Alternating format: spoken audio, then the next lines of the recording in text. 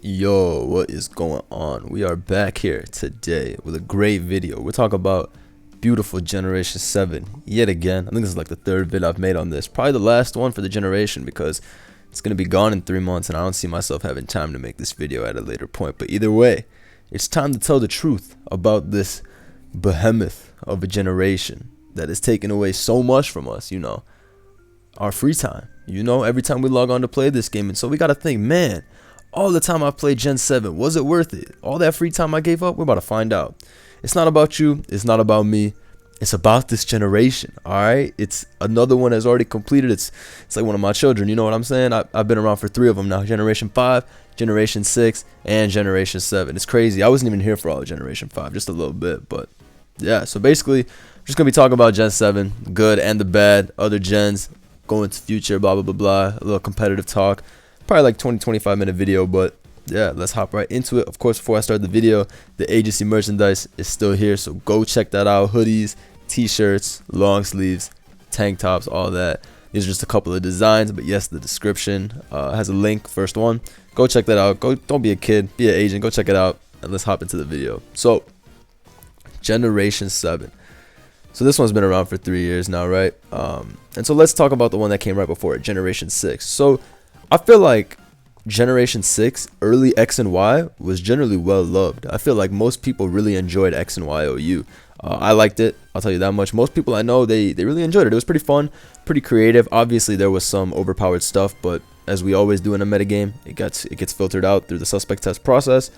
And yeah, I mean, Gen 6 was pretty successful. Like, Megas were a good addition to me. They really spiced the game up. I mean, in some cases, yeah, they were pretty powerful and centralizing, but for the most part, you can just say, well, they're just Pokemon. And I mean, in Gen 7, they even rose the power more.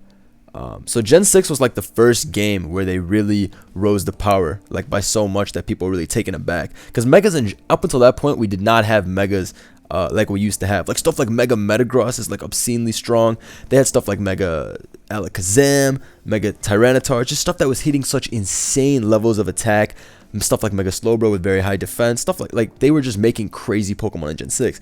If you compare that to Gen 5, yes, we had some strong Pokemon with high attack, like, I don't know, Landorus T, Kieran Black, stuff like that, but that was like, that was it. The strongest one we had was Lottie with base 130 special attack, which back then was like, oh shit, 130? Now you got Mega Zams with like, what, like 180 special attack, and it's like, what are we doing?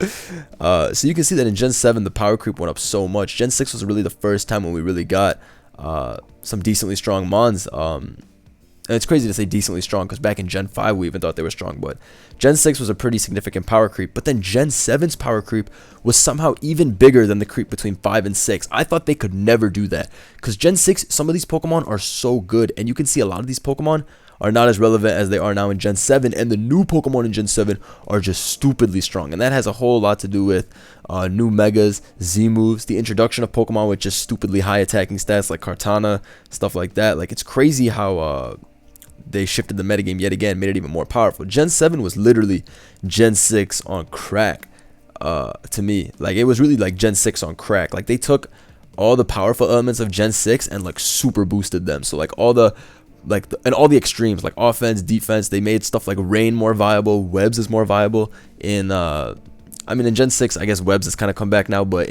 in general, for the most part, people didn't run Stall, they didn't run Rain.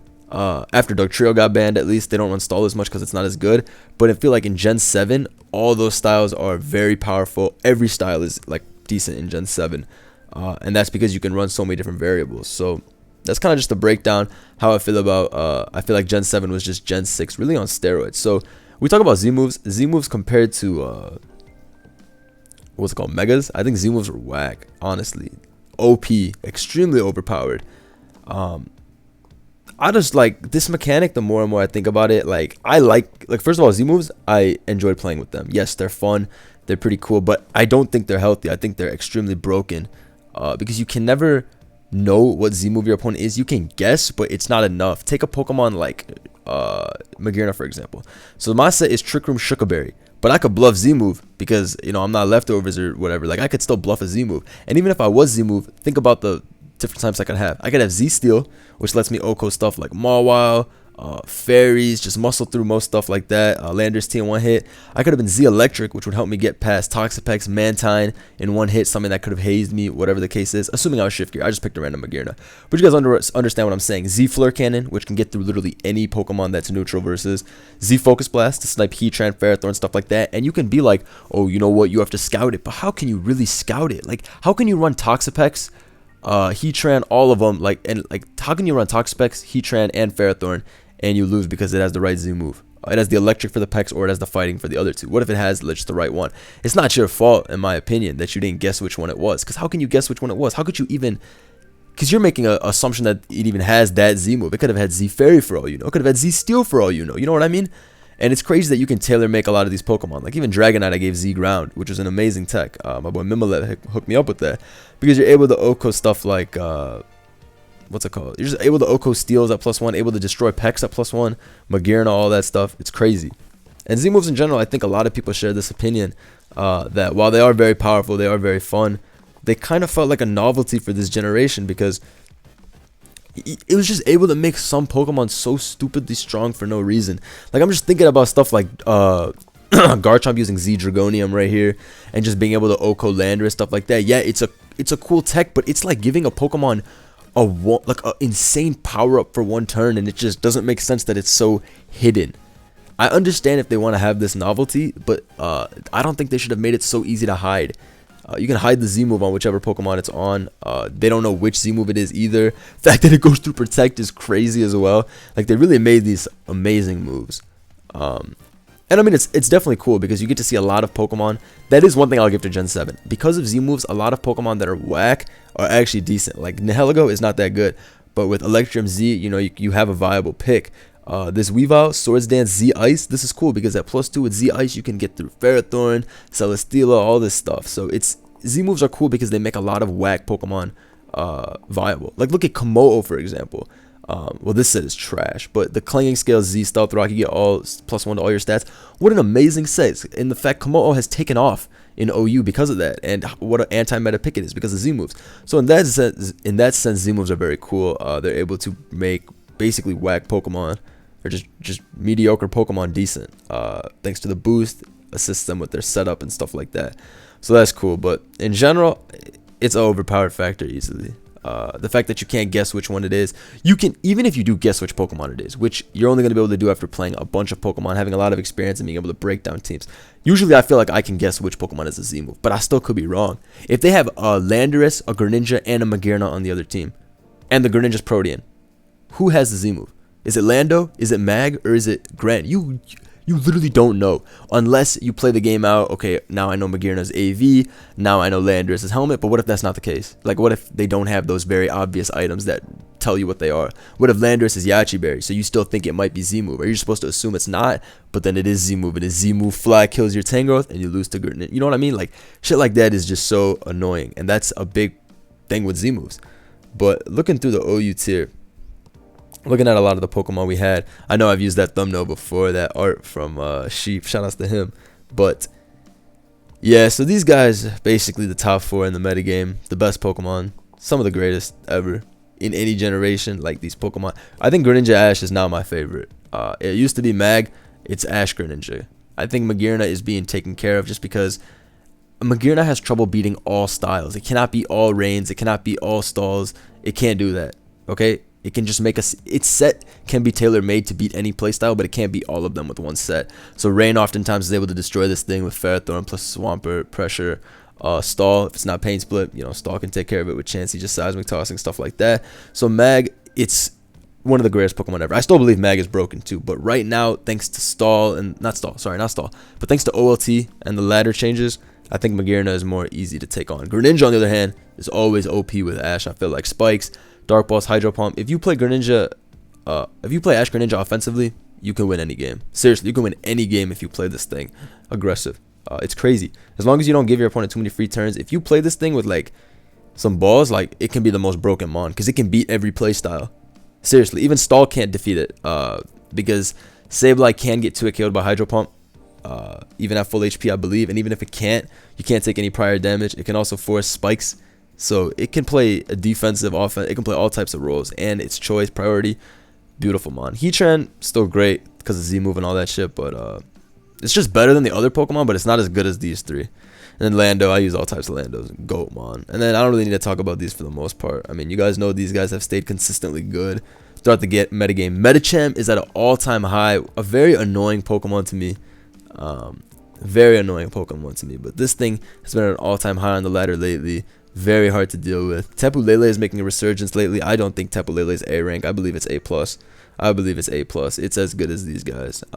It's very, very good right now. Scarf is great. Specs is great. Scarf is the best right now.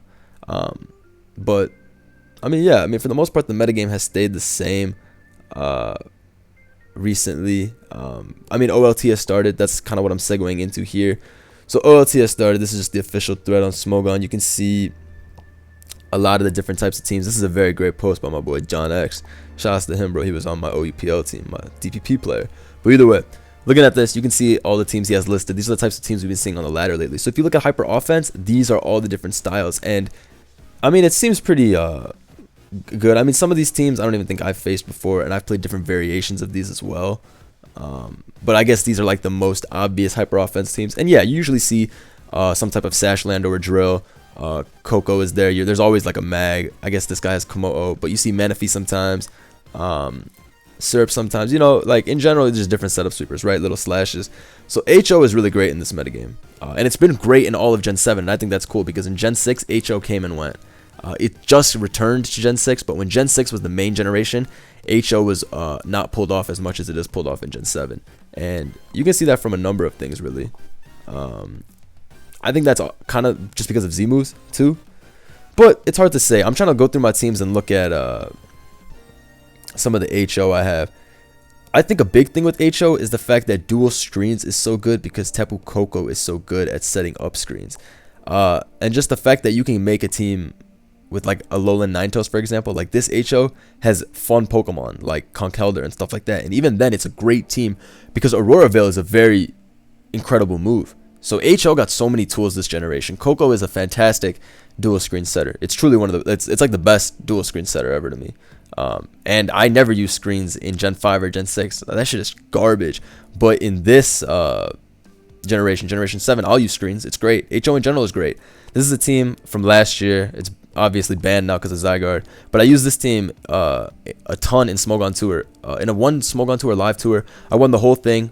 8 rounds straight, I used this team. And people were watching my games, but they couldn't beat this team, even if they knew it. 8 rounds straight, I spammed this team. My boy TDK made, and I beat everybody because you just get up screens, and it's so easy to set up with these Pokemon. I had Greninja for spikes. My setup core of Mew, Magearna, Zygarde was too powerful. Even Landorus T was EV to like Oko Toxapex with Earthquake, Explode on Tornadus, all this good stuff. So that's just one variation of Hyper Offense. I scroll up to the HO I was using earlier. This Empo offense he gave me, it's just Drill to get him up, Espeon just to throw out to make sure rocks don't go up, and then, you know, some setup sweepers, 3 setup sweepers, Scarf Lele, like just traditional HO. I mean, his is a little fun, but it's still traditional in the sense that it has setup mons, anti-hazards, and then, you know, hopefully you sweep. So that's a pretty interesting one to me. But in general, HO is very easy to pull off. You can run easy mons like Koko, Lucha, Glalie. Sorry, not Glalie. Sorry, I don't know why I called it Glalie. I said Glalie because Koko, Lucha, Magearna, and then I had a Glalie on a team like this. I had a very similar HO to this. It was like my Glalie team. But Koko, Lucha, Mag is like an insane HO core and very easy to pull off. We got bulkier teams, Fire, Water, Grass. Some of these look kind of whack, but like for the most part, like this is a pretty standard team. Like these 6 and these 6, I've used teams similar to these. So this is like your balance, I guess. Teams like this will always be good. But they can get messed up by stuff like Medicham, Mawile, the right Magearna can be a problem. Like even a Tornadus can be annoying to these teams if it has taunt. You know what I mean? And that's a reason I don't use Pokemon like Clefable as much anymore. I use them time to time, but in general, I'm not the biggest fan. This is a pretty great team, I feel like. I played this on the ladder, I think, and I lost. This is a pretty strong team. Very hard to break. Ditto, I'm not a huge fan of in Gen 7, but it's pretty good. Sometimes. People have used it versus me. It never does anything versus me because I'm too powerful. But in general, I don't think it's that good. But you can see the different types of stall here. Pursuit Trapping Stall, plus Magnezone Trapping Stall. Some weird Komodo bootleg version of my GOAT team probably. The amazing Seismitoad team that Bengay made. I used a ton. So these are just types of balance. You can see he has Probopest. So obviously some of this shit is whack. And then weather team. So let's talk about weather. That's huge. So weather basically returned completely in Gen 7. That's how I feel. Obviously in Gen 5 it was way more prevalent. It was like on every team. But in Gen 7 I feel like it's on every other team. And man, Rain has been around since the beginning of time. Even back in World Cup 2 years ago, I used Rain. Swampert, Ashgren, Lottie. Like, I had all the staples. It wasn't anything clever. The most clever shit I had was Zapdos, right? And that team was still great because Rain in general is so strong. I used Rain twice. I made a Kingdra version as well, and then SPL I used it twice. My record with Rain in tournament is like 4-1.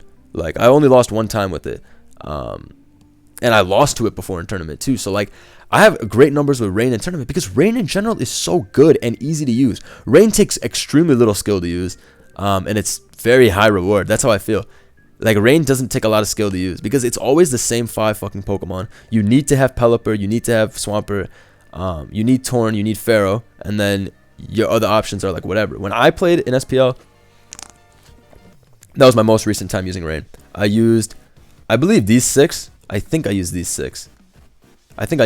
Yeah, I used these 6, and I also used these 6 with Gyarados over Gren. So I used the top 6 completely, and then I used this with Gyarados over Coco.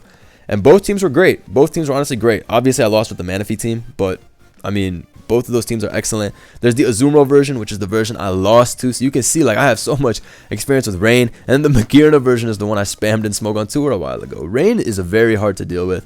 Very easy to pull off. Pokemon like Swampert are just really good. And yes, Rain can run into bad matchups. For example, Helmet Tangrowth, and then maybe some other shit for Greninja. But in general, it's pretty tough because Manaphy breaks all balances. No stall can handle Manaphy. Nothing. No fat shit can handle Manaphy, okay? So there's nothing you can do. And if you play opposing HO, usually Swampert, Tornadus, and Greninja outspeed and KO everything. So it's very, very difficult. There are some matchups, though, which are just hell for Rain. You know, Zard Y is obviously tough. If you're able to keep up rocks, Pelipper won't get too many switch-ins, and you can always just change the weather by switching in Zard.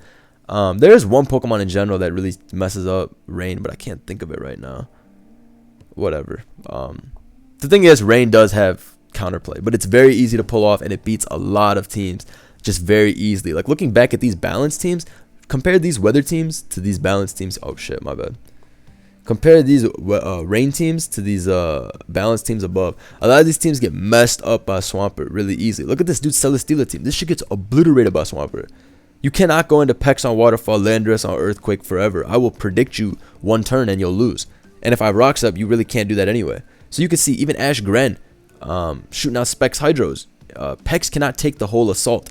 And then if Manaphy comes in, well, pick something to sack because Surf Psychic sweeps this whole team. Similarly with this team. I've seen this Crocodile team with my own 2 eyes get destroyed by Rain every time. Because Swampert 6-0s this, Gren 6-0s this, Manaphy obliterates this because, again, your Scarf Zone isn't enough. You know what I mean? Like, all these teams get obliterated by Rain. It's just no contest. Rain's insane.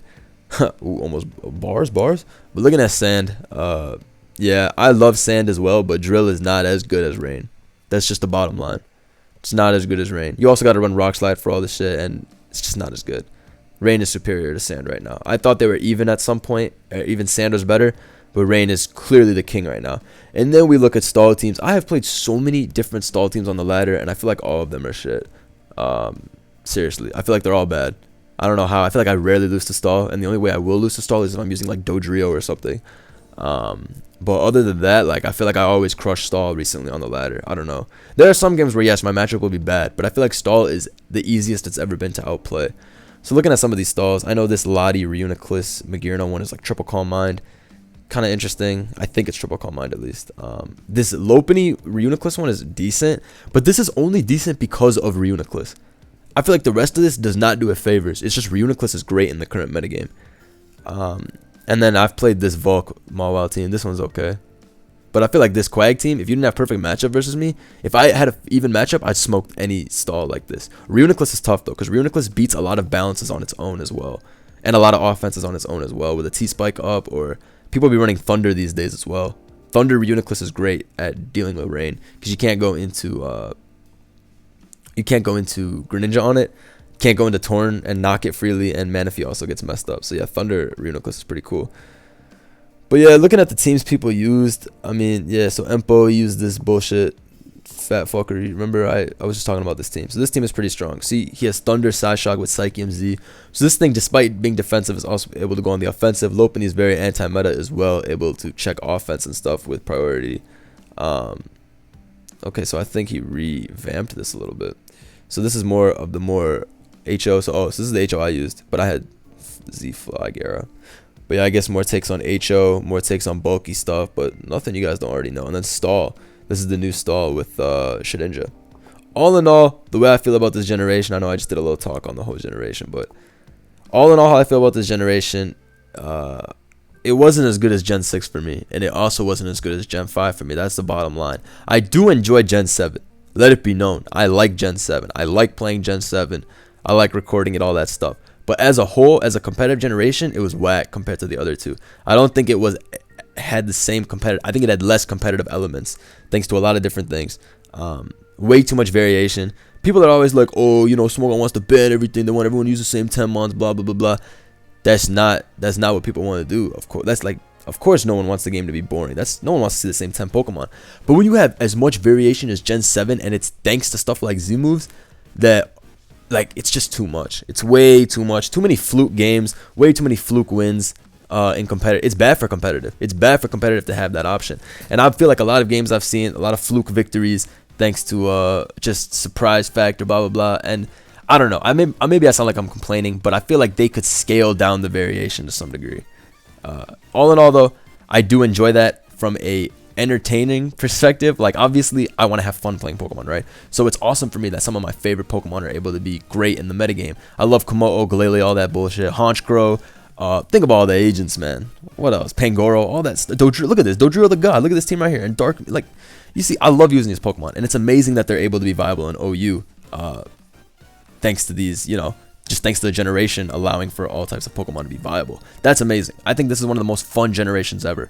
For real. I think it had horrible points, like Dugtrio meta, stuff like that. But as it is right now, I have a lot of fun playing Gen 7. Even if the ladder is kind of shitty, thanks to, you know, range, stall every game, you know, I'm not too disappointed in the fun aspect. However, as a competitive metagame, I think Gen 5 and Gen 6 completely kicked this generation's ass. I hope that Generation 8 is not similar to this competitively. Yes, this generation was fun, but I also do think it was a novelty. I think anybody could have been good at Generation 7 OU. Yeah, seriously. It's like, I don't know.